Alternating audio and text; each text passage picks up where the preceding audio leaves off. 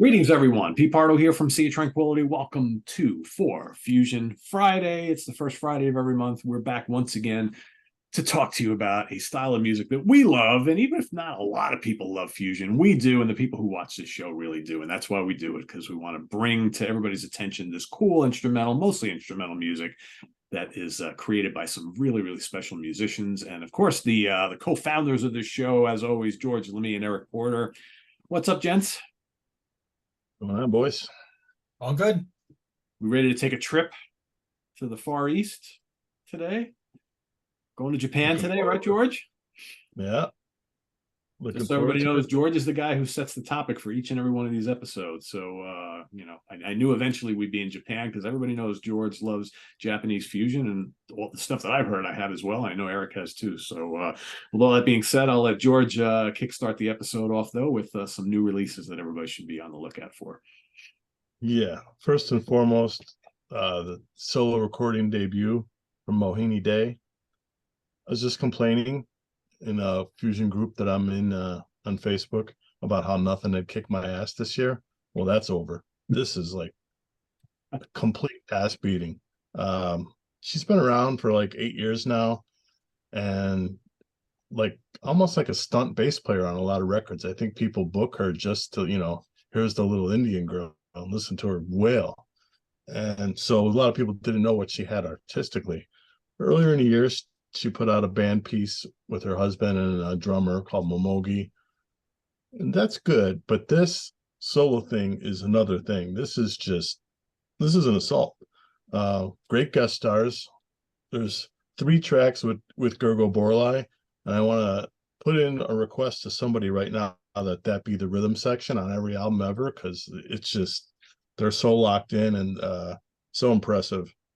And you got Bumblefoot on here, you got Guthrie Govan on here, bunch of people on here. It's as good as the sideman playing is. It's not really about them. It's about the writing, and the playing is just great.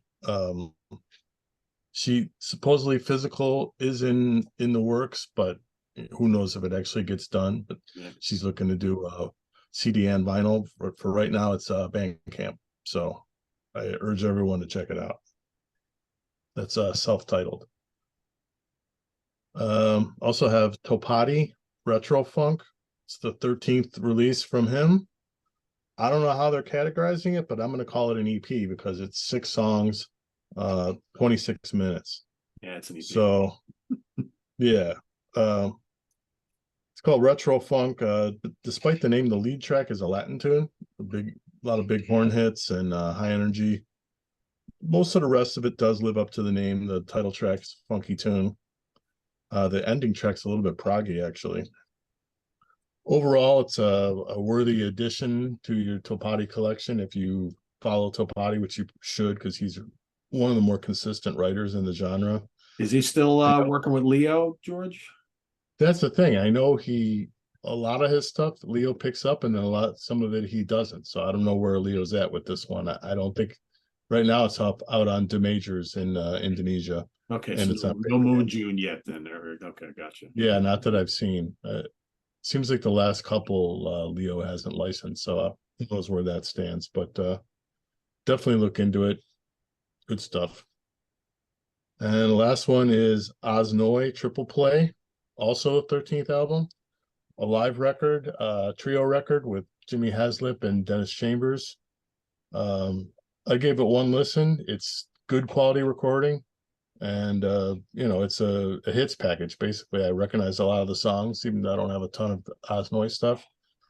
Sound like good lively versions. So that's also on Bandcamp, and physical is coming a little bit later, I believe. Yeah, as far as I know, that's the case. Yeah, I think there is, George, because I saw something about signed copies were like $20 and the regular CD is for 12 or something. So I'm pretty sure obviously hard copies are coming for that one. It seems like now everybody wants to get the digital out first for whatever reason, like test the waters. I'm not sure, but yeah, he's a guy that usually puts his stuff out in some physical form. So you have to wonder too if a lot of these artists and bands like maybe don't have the budget right off the bat. So what they do is they, like you said, they put it out digitally and see how it starts selling as they kind of cobble together some bucks to make some CDs or press some vinyl, right? Because I would think, you know, probably budgets for some of these albums are not all that high, right? Once you actually make the album, you probably sink a lot of your whatever money you have laying around into actually creating the music, and then it's like, all right, now what do we do? Well, you know, do we have enough to press anything, or do we just release it digitally and see what happens? It's hard to say. Yeah, no doubt. And I'll get a review of that Mohini Day out. I've given it a few listens, and I'll get something to you, Pete, for the site. Okay, cool. You have? I didn't know you had grabbed it. Oh, you're just doing Bandcamp listens. Just doing Bandcamp, but I'm buying. I just was kind of what you're saying. We talked about that earlier. I like the physical copy. I hate the digital, but if I got to do it, I got to do it. It kind of sucks that it's in limbo now. Like I'm waiting, hoping she puts it out, but in the meantime, you know, I want to listen to it on the system. All right. Well, the square, like Pete mentioned, is a Japanese square. It's one of our regional squares. We got some. We decided to forego the godfather of Japan fusion, Kazumi Watanabe, because we've had him featured a couple times in the square and as the George's pick. So we're going next level bands under Kazumi. So alphabetically, you got Casiopea. I don't know how you pronounce it. Casiopea, yeah. It's based on the constellation, and I think that's pronounced Casiopea. So Casiopea, self-titled, 1979. It got reissued with a race car cover, so if you have that cover, that's the same album.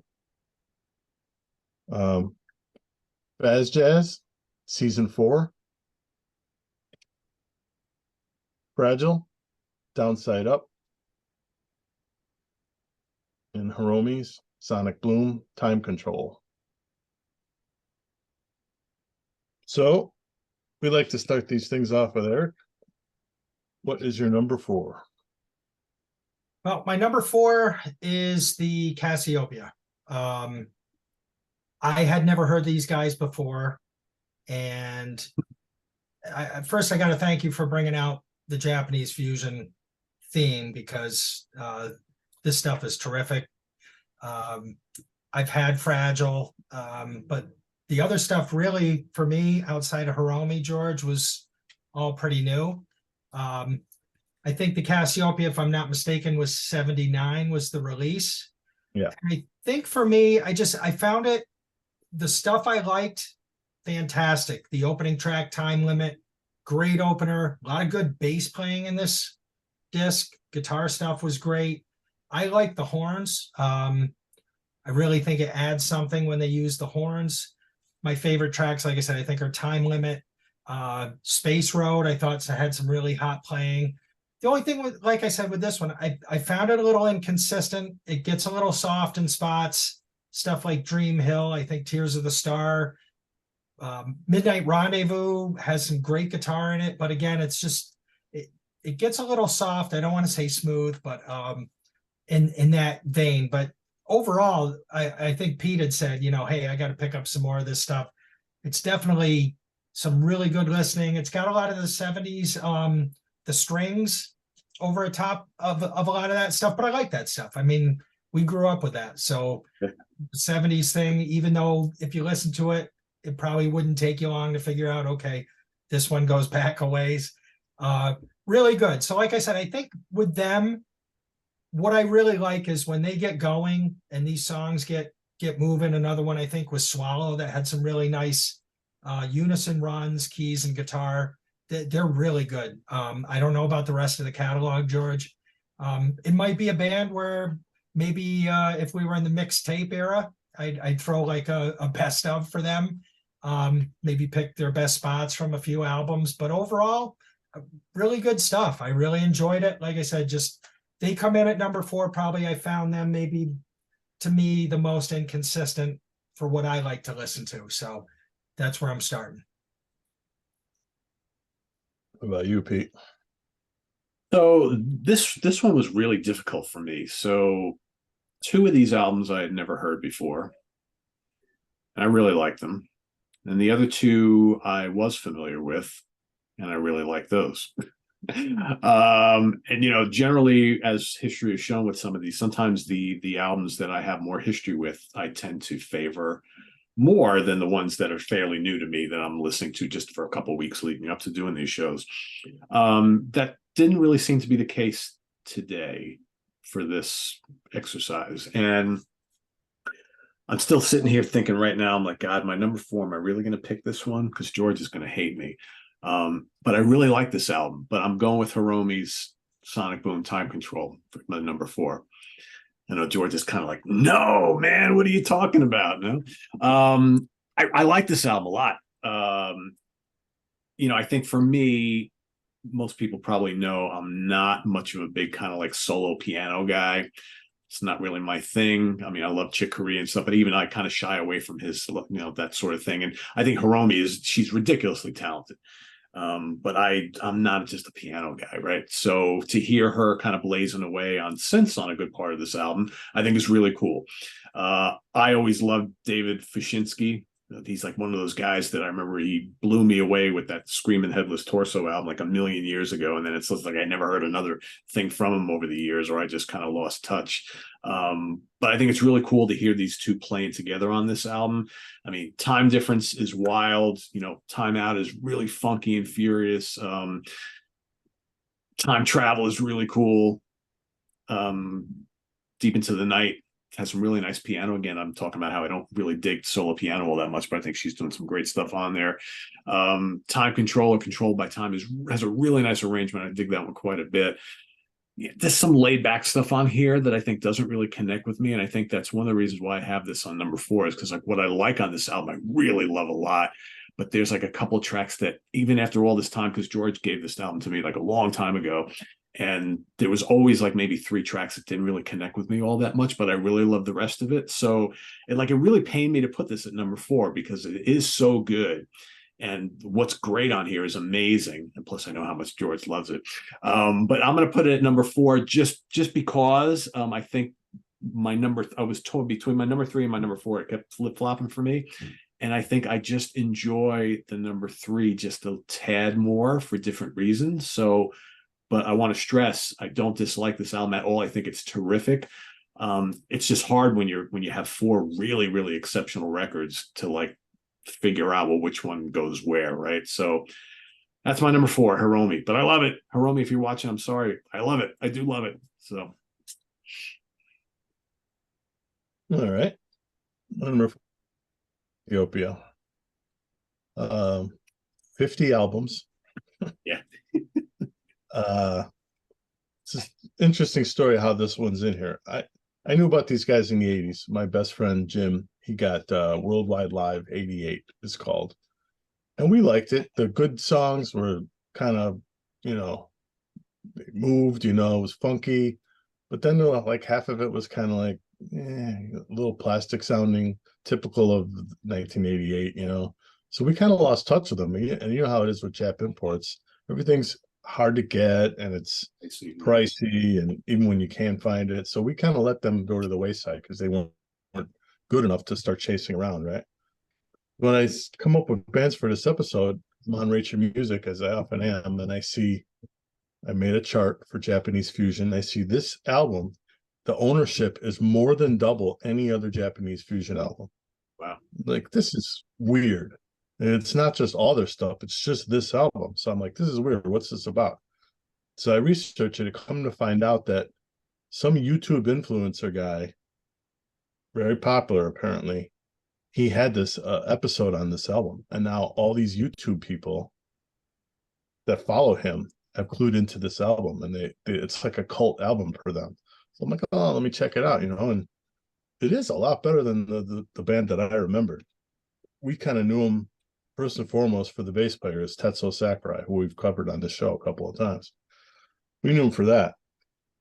But it turns out the drummer on here, Takashi Sasaki, sounds like Steve Gadd. I guess he's only on the first 2 albums, and then he left, and they got Akira Jimbo, who's like a hero in Japan fusion. He's incredible. But this guy is actually, I think he's better.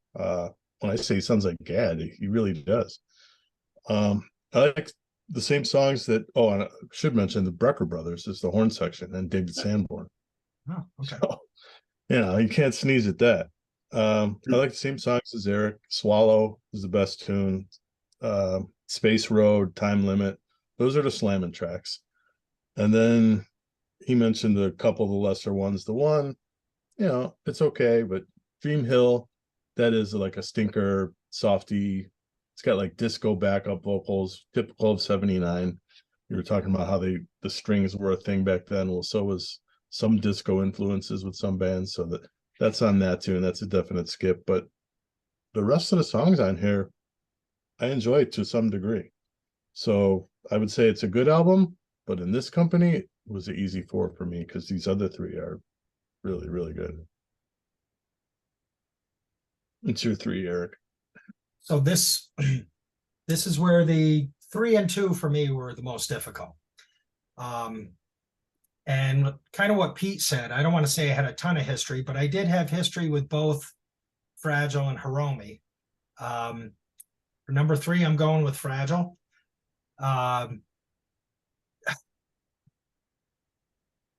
do you say? I mean, I'll talk about the good stuff. I mean, Origin, mind-blowing. Armpit, the closer. I really like the feel of that one. I love his phrasing in that one. I'm not going to use any names. George, you were doing good with the names, so you can throw a name out there if you want to. The guitar playing on this, I mean, for me, Fragile's very intense. They're dense. The only track I think that kind of I pulled back from a little bit was Winds. I didn't care for the keyboard sound. That was really smooth to me for Fragile, or at least what I'm used to hearing for Fragile. And I won't say I'm an expert, and I won't say I know all their stuff. But I do like how they mix things up on here. They had a few like LCM, and I think Mr. Tat had some kind of atmospheric keys before things really get moving. Mr. Tat had a nice, clean sound once they got going, which, I like the contrast. A lot of different tones from the guitar here. Ferris Wheel, I thought was a really nice acoustic piece. You can throw some acoustic guitar in there anytime. That thrills me. And again, between 3, 2, and 1, these were all very difficult for me, very close. I think with Fragile, Wet, we'd had on a show previously. That one I felt was a little heavier, maybe more my speed. This one had a few more, maybe more subtle moments, I would say, which are terrific. But that's kind of maybe what made me slot it into that number 3 spot. And I don't want to forget mentioning the opener. That one is really intense. Great bass in that one, great guitar lines. Just start things off on fire. So, but I'm going to go with Downside Up as my number 3 from Fragile. Pete, where are you headed? Casiopea from 79. Yeah, this was difficult between this and Hiromi for me. In the end, as everybody knows, I'm a sucker for sounds of the 70s. I don't hide it. It's I love 70s fusion, and even with the kind of disco-y strings on a couple tracks, I had never heard this album before, and there were parts of this album that I really liked a lot. First of all, and George mentioned it before, when you got the Brecker brothers and David Sanborn on an album from late 70s, it's got that kind of cool LA fusion meets New York fusion. Like parts of this album, and the guitar player too, parts of this album sound to me like those first 2 or 3 Larry Carlton albums, and I love those. And I love those like early Tom Scott and the LA Express, and I love those early Brecker Brothers albums. So there's a lot of stuff that really spoke to me on here. Space Road's got some really nice guitar solos, and that Moog solo is great. Time Limit is great. Tears of the Star has amazing electric piano tones on it. Yeah, Far Away is kind of disco-y, but I don't mind it too much. Swallow's got some great solos on it too, and I love the real funky like Black Joke. To me, this album sounds very dated. Sometimes with me that can be a bad thing.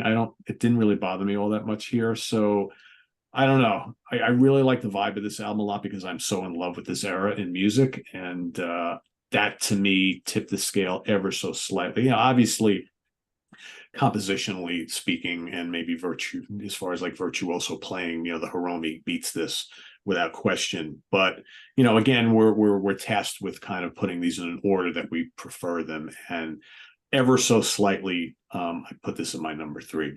Well, my opinion could change tomorrow, but yeah, a great discovery. I mean, after I was listening to this for a couple of days, I reached out to George and the two of you. I'm like, you know, why have I never listened to this band before? Where else should I go next? And how easy to get these albums? And like George said, there's a million of them.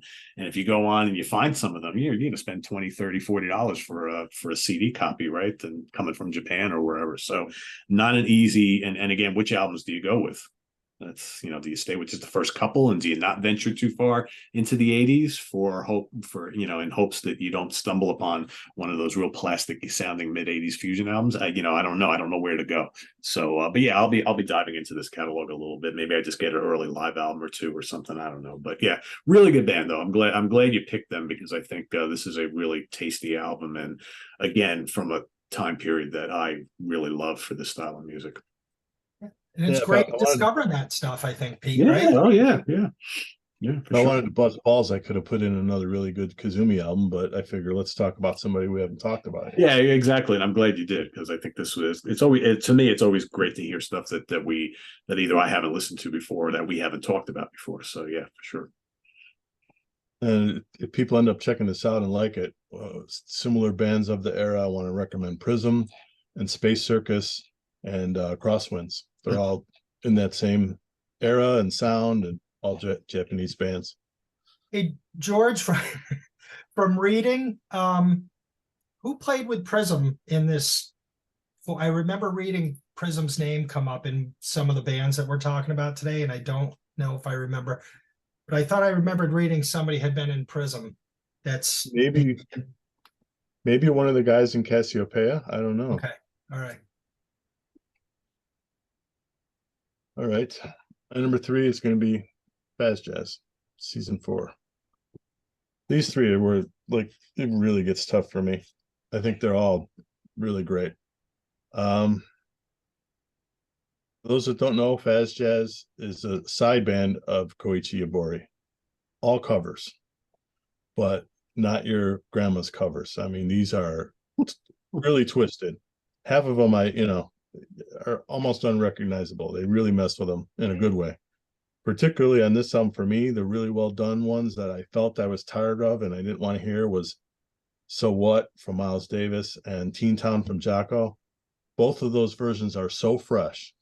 The Teen Town, the guy slapping the following line, the Jocko bass line. So What, Yabori turns it into a metal riff.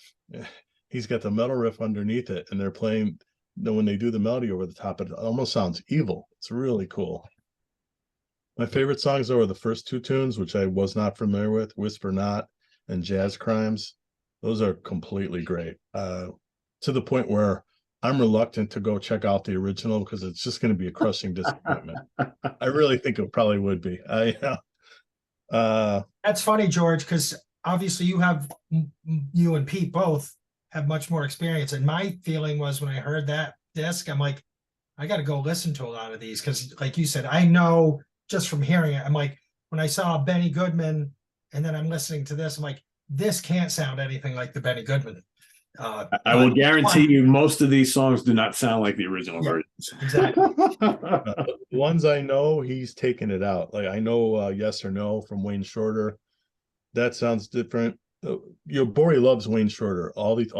They had 4 releases. All of them have Wayne Shorter stuff. He loves Wayne This Shorter. one has how many, George? Is there 3 Wayne 3. Shorter in this one? Yeah. Fall, I'm also those. familiar with. That's a beautiful melody in Fall. Pinocchio, I was not familiar with, but that's a really good song. Yeah. Every song on her is really good. The closer, the Herbie Hancock tune, Tell Me a Bedtime Story, maybe a half step off, but not really. I mean, this is so super consistent. I love his sound.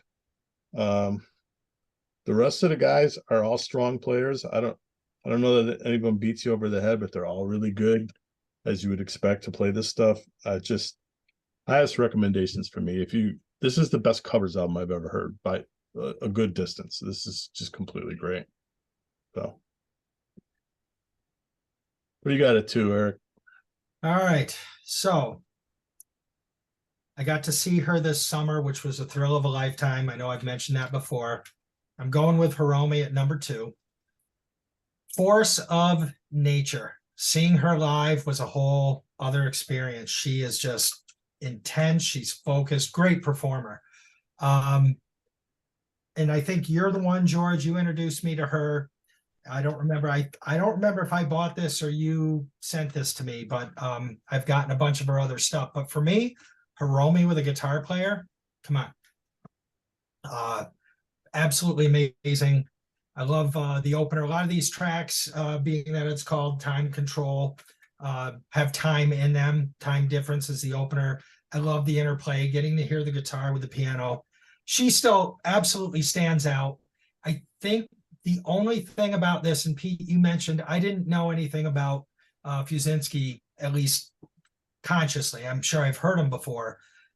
Some of his tones on this kind of throw me. And I know maybe a lot of them go with the song.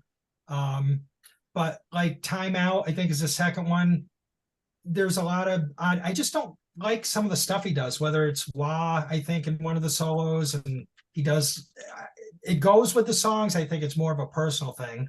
The one that cracked he's like me the up, king of off-kilter stuff. I mean, that's his way. I mean, yeah, and maybe odd. that's what it was. I think that's a good way to put it, what you just said, off kilter, because some of his solos just sound a little kind of like, going this way.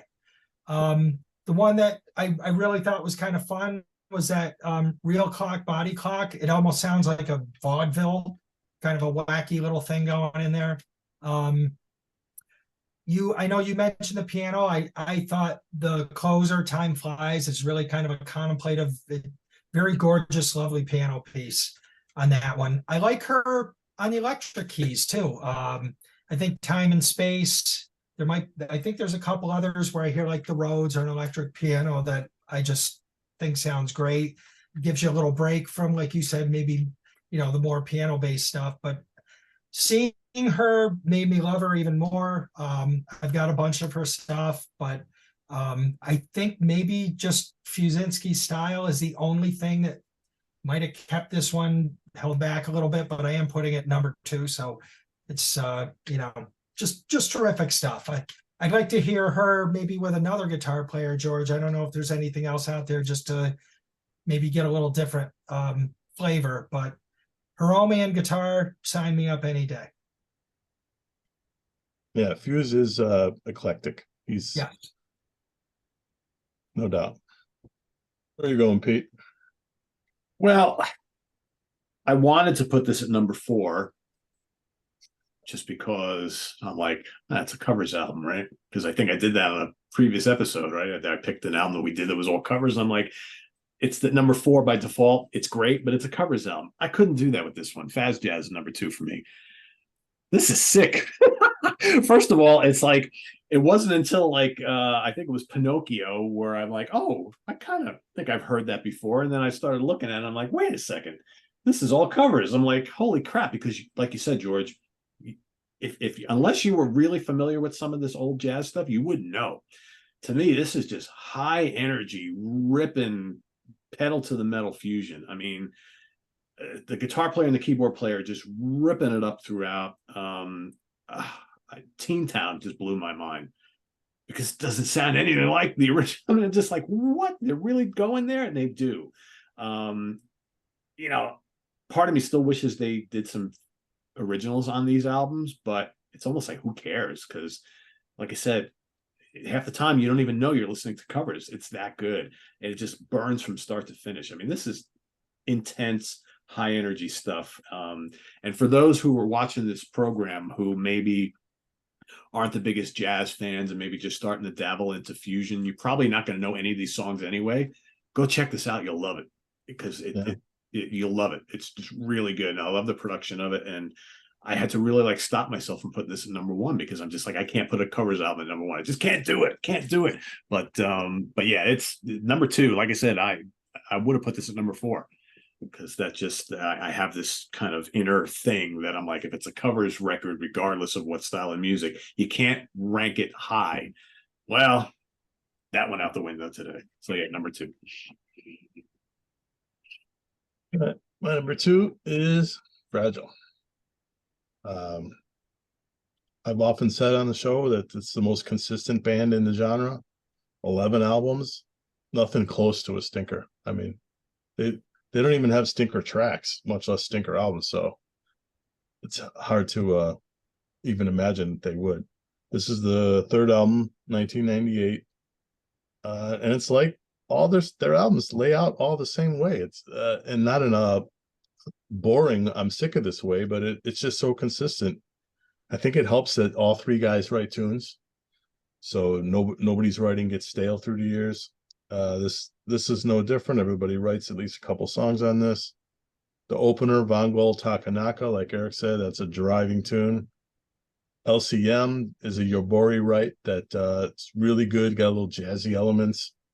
He redid that on one of his solo albums, really good. But my favorite song is first one Eric mentioned, Origin. That's the bass player Mizuno wrote that. Incredible tune. Mizuno's all over this. Great playing. He's probably the most unheralded guy in the band, but he stands with Suganuma and Yobori. He's really good. I guess the closest thing to a off tune would be Ferris Wheel. It's a little ballady, but it's even different for a ballad. It gets almost industrial. There's like a thing there that they're doing with effects and noises and stuff. It's pretty interesting. Like all their stuff, this is a straight through listen, and moments of where it jumps out and grabs you, like, just if you maybe are lukewarm on fusion because it's a little soft for you, you like the aggressive stuff, you don't like tinkering around, this is the band for you. They don't do long tracks, they don't do tons of improvising. I mean, they improvise their solos, but it's not like we're not going on and on. This could be the band for you, and this is a good example of their work. It's my number 2, Downside Up. Well, he stole my line for the Jazz, which is my number 1, because, and again, Pete, you kind of hit the nail on the head with me. I didn't know a lot of these. George had told me, and I knew Teen Town, I think probably was the only one that I could say I was familiar with. And George told me these guys do covers, but they'll blow your head off. And I thought the same thing. I'm like, how can I put a covers album at number 1? But this, to me, absolutely incredible. The guitar playing, and again, I always say that's usually what I'm listening for. Yobori goes on my Jerry DeVilliers wall because he is phenomenal. And I mentioned it when George was talking. The Wayne Shorter songs, I got to hear the originals, because whatever they did to them, they're just explosive. I think Pinocchio is a Wayne Shorter. Fall, which had some beautiful guitar playing. I love the feel on that one. Nice keyboards as well. Monin is like the guitar tour de force. His legato. Great. Monon's been done by everybody, every classic jazz artist. So yeah, that's a classic. Yeah. And even that little Rhodes breakdown, everything kind of gets in that one. I think there's a little Rhodes section. The bass is out of control.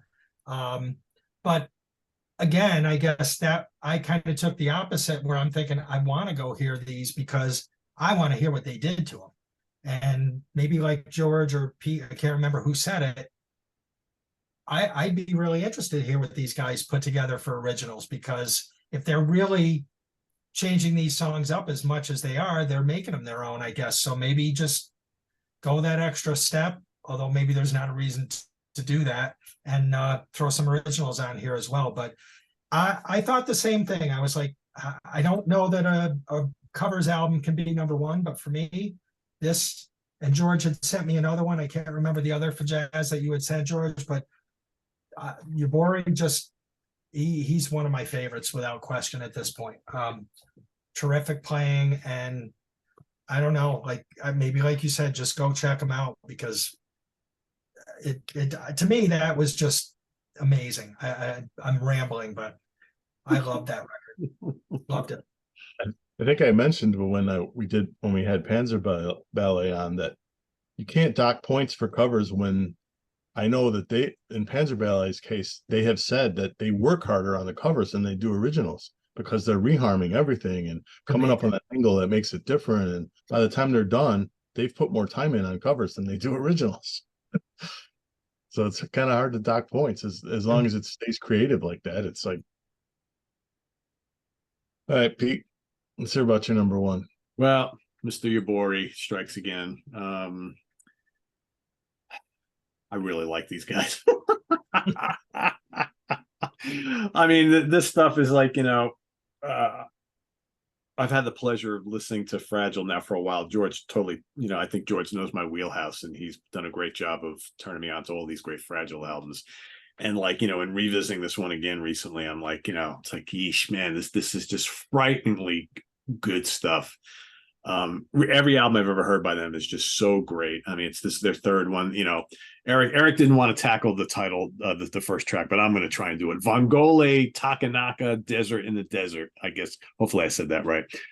It's just ridiculously scorching. I mean, how do you don't start off an album better than something like that? It's just amazing. And then it goes to LCM, which just completely crushes. I mean, this guy is just such a smoking guitar player. Yeah, Wins is kind of a softie, but I don't really mind it too much. Slum Dance has some great drumming. The bass playing on Mr. Tad is just absolutely terrific. Ferris Wheel is also kind of a little mellow, but man, the solos from him on that song are just absolutely gorgeous. And he completely steals the show on the Armpit, which is the last track on here, which is just like ridiculous.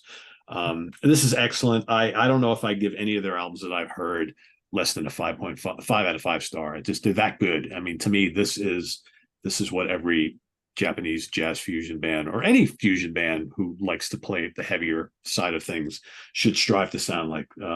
Can't say I like the album cover all that much, but who cares? It's great stuff. We should mention there's actually, Eric had mentioned keyboards. There's no keyboards. It's all guitar synth. And it is okay. Yeah, and guitar synth that doesn't suck a lot. It doesn't sound like guitar synth. That's very well done. Yeah, it's very well done. Yeah. And even are they done, George? Because when they're done, yeah.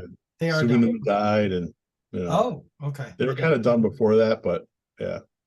And I asked him about Fazjaz too, and I think they're kind of done also. So. Yeah, it says here he plays. I'll tell you exactly what he plays. I'm looking at ESP custom guitar, AC5 and duet, Roland VG8 guitar system, GR30 guitar synthesizer. So he used a few different things here. So yeah, and you couldn't tell, right? Because if you didn't know better, you'd say that there was a keyboard player there because it's very fleshed out sound, right? The production is really good and it's very full. But yeah, it's power trio fusion, man. This is scary good. Winds is the song that was also on the Winds album from last month, the one that Suganuma wrote. That's their version. I think the Fragile version's better. I think it moves a little more, got more of a pace to it. My number one is Hiromi. This was like pulling teeth between this and the Fragile, because it's that every month push and pull that we have was go for the consistent listen album, or do you go for the album with the 3 tracks or so that just blow your head off? So I went with that one because Time Out, Time Travel, and Time Control, those 3 tunes are just, you couldn't do any better. The writing, the playing, the way everything is put together, it's amazing. I mean, when this came out, I was on a message board, the one I used to hang out on with Ken, and famous producer Neil Kernan was on there, and he loved it too. And I was saying I was already putting on lists and stuff, like all-time lists and stuff. He's like, "Oh, instant classic, huh?" And he was kind of chuckling at me like, but recently I got back in touch with him, like, it wasn't so silly, huh? And he's like, yeah, it stood the test of time. I mean, Time Out is incredibly bouncy groove. If you're not bobbing and tapping to that one, I don't know. Time Travel and Time Control are like the lengthy epics. She's playing like distorted patches and stuff. It kind of reminds me of Hymn of the Seventh Galaxy kind of stuff. Deep Into the Night, it's like it builds. it'll really get to you. Real Clock is like the kind of avant tune. It's like goes in between like a noir spy vibe and kind of like a ragtimey thing. Is real interesting. Yes, there is a couple tunes that are on the mellow side. Time and Space is probably the most one. It's like 8 minutes long, and it kind of the pace is kind of a little static. So that one is I think it suffers in comparison to the first 5 tunes. The first 5 tunes are just off the wall energy. So, but yeah, I couldn't put it in the end. I couldn't put it below the Fragile. I kind of thought when we started, Fragile would be number 1, and maybe if it was Fragile 5, that's my favorite Fragile album, then I think that would win. But we had already covered that as a George's pick. So downside up against this, I had to go with this. It's just too good. Well, George, you basically just confirmed like what I've said like a million times here on the channel. Sometimes there's an album that there's a selection of songs that are just so damn good. Even if, and you said it perfectly, that the Fragile album probably is more consistent start to finish, but there's those handful of tracks on the Hiromi album that are just unbeatable in your eyes and ears that it had to be number 1, right? Because probably you can tell me, but probably those tracks are better than any song on any of these other albums, right? Yeah. So there you go. That's Yeah, I'm willing to abide a couple of tracks where I lose focus for the really, really good stuff. Yeah. Well, before we get to George's pick, can I make a request that we do Japan Part 2 sometime in the not too distant future? I think you made George happy with that one. I'm sure a few listeners would go for it too. I think so. I think so. When are you going to do Japan? When are you going to do Japan? All right, to George's pick, Tako Yabuki, Modern World Symphony. He is a piano/keyboard player. Like 15 albums out. I'm not sure exactly how many. This particular one, take the name seriously, Modern World Symphony. He's got the personnel laid out like he actually composed it for a symphony. There's like 7 different guitar players, 10 different drummers, 6 or 7 bass players, and then he's got a bunch of string and interesting instruments also mixed in here. And it's also in symphony in the way that I know you folks can't read it, but there's a shitload of people on this album. It's a fusion album, but it's got pieces of symphonic music. It's got metal influences on a couple of tunes. I know he's into that. He is, for those that know, he's the keyboard player in the avant prog band Koyenji Hayake, however the hell you say that. I'm not even going to try. So that's the background on him. Eric, what did you think? You just mentioned composition, and I don't think maybe we talk about that enough in terms of, I hear Lewis talk all the time on Prog Seed about how he'll transcribe a song, and I'm not that kind of or that good of a musician where I could do that. But when I sat and listened to this, and you guys can laugh at me or agree, did Zappa come to mind to anybody at all? Just the complexity of this and that orchestral thing that's going on. I mean, it really gave me a feel for not only hearing maybe the structure of the song, but everything that's going on in here. Eric, I'll tell you right now, part of my notes, Dance of Ganesha is pretty much symphonic prog with a heavy Zappa element to it. Yes, I heard the vibes, and there's so much complexity in that one. And he throws so many different things. I mean, like the opener Black Moon has kind of that, it's a vocalization. It's not singing, but it's got this female voice kind of over the top of the piano.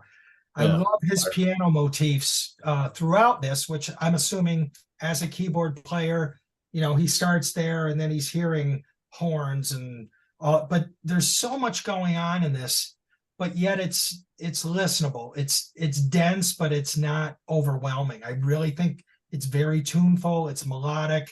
You're going to laugh because I'm going to throw the guitar players out, but Mind Blower is an absolute mind blower. I believe that's Frank Cavalli. Yep. Fabulous guitar in that one.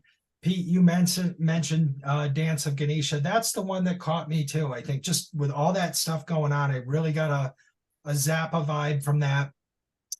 I don't know. Do you guys know this Gianluca Ferro? I think like Future Paradox was the track he was on. He's an Italian guy that puts out shred CDs. Good Lord.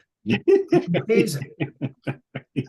He blew me away. I looked him up quick because I wanted to get his name and everything else, but wow, that just absolutely killed me. The closer activation has really nice synth to open the track and some unison playing. But I think overall, like Dual Nature was another one where I heard some Zappa. And I think overall, that's the thing, is that the music, maybe people look at and you mentioned shred, George, and I think that scares people sometimes. And I don't mean that like, oh, you know, but I think shred sometimes is taken the wrong way, because every time you read about a guitar player or that type of music, everyone says, oh, shred, he's a great player, but there's no feel. Well, BS. There's feel to this stuff.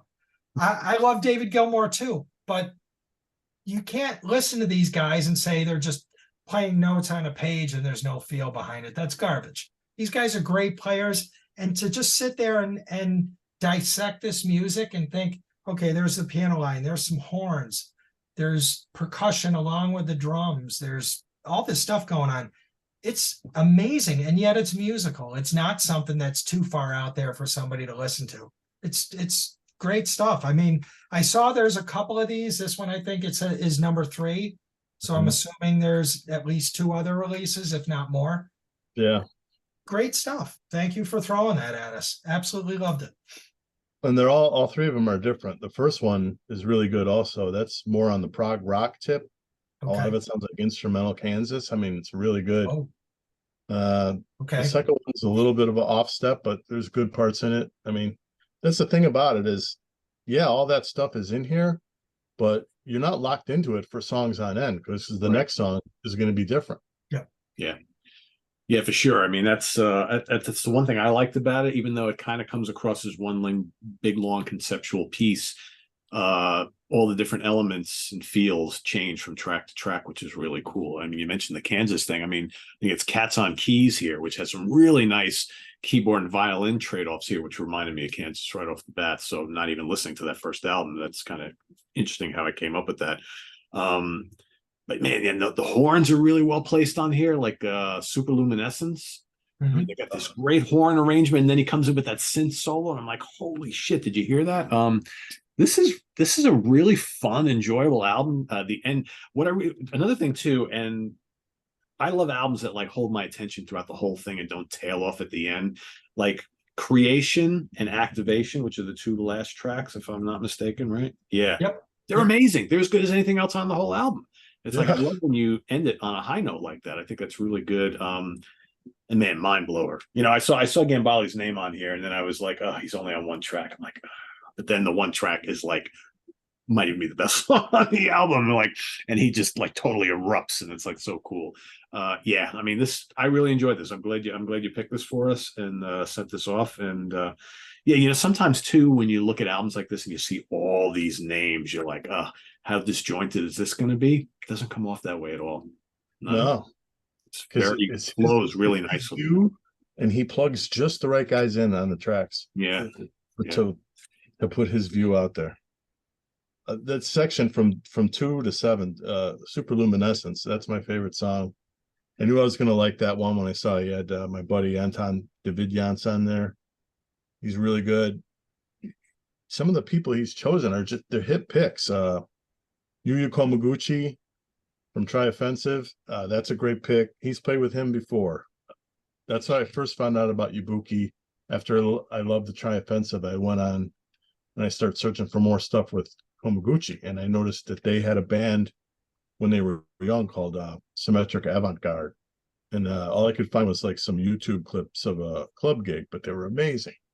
And then some of those songs turned up on Modern World Symphony Volume 1. So it's weird how some of the ways you find a lot of these people. Senri Kawaguchi's on here from Kaiosen. That's a great pick.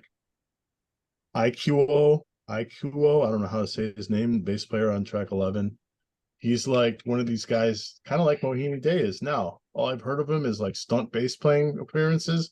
He's so good at it. The slapping solo on that tune is off the charts. The guy's incredible. It just fits that song so well. And he got Who's that Damien. guitar player on that one too? Giorgio Anaton or something? That was Yeah, him. I don't know. I searched him. I couldn't find anything. And that guy's ripping. It's like, who are some of these people? But yeah, all the picks are great. Damien Schmidt on drums on that one. He's one of my favorites, up there with Borlai. Yeah, just Mind Blower, I think, is he had done that on volume 2 also, but not with Gambale. So it's worth bringing back if you get Frank on there, you know. Oh yeah. This could be the danger of putting this in. I didn't think with you guys, but the danger in like pushing it towards other people is it could be too scatterbrained for people. It is, you know, it's spread out. There's a lot of different stuff. And the whole, a lot of musicians thing. I know people that see this many guys and they're like, it's going to be no focus. It's going to be all over the place.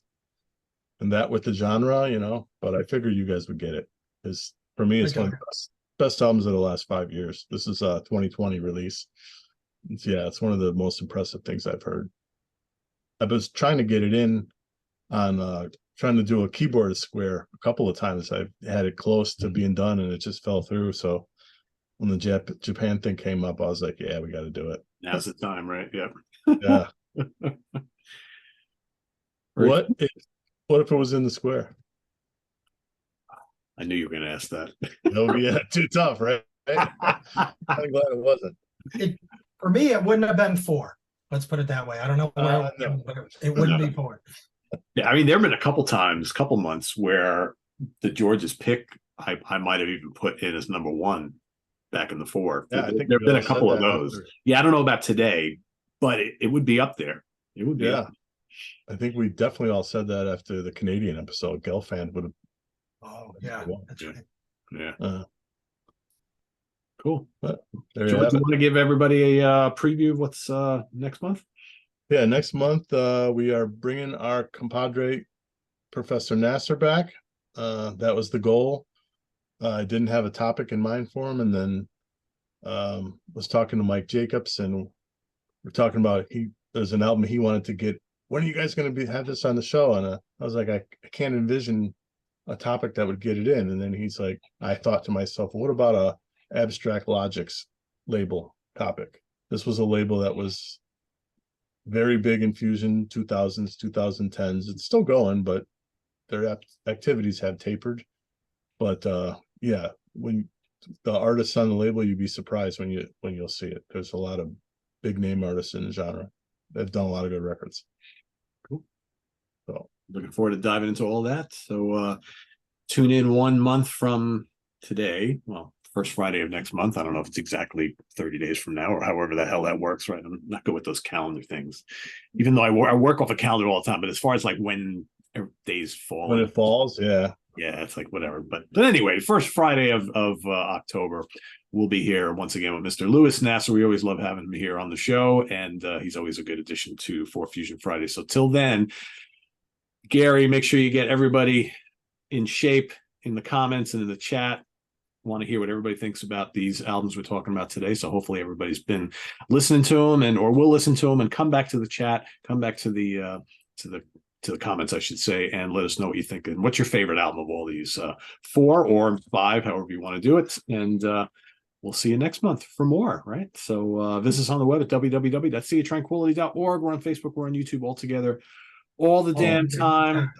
The new stuff will be posted in the comments as well by George. So if you want to go investigate some of those new releases, and we'll see you here. Let's see.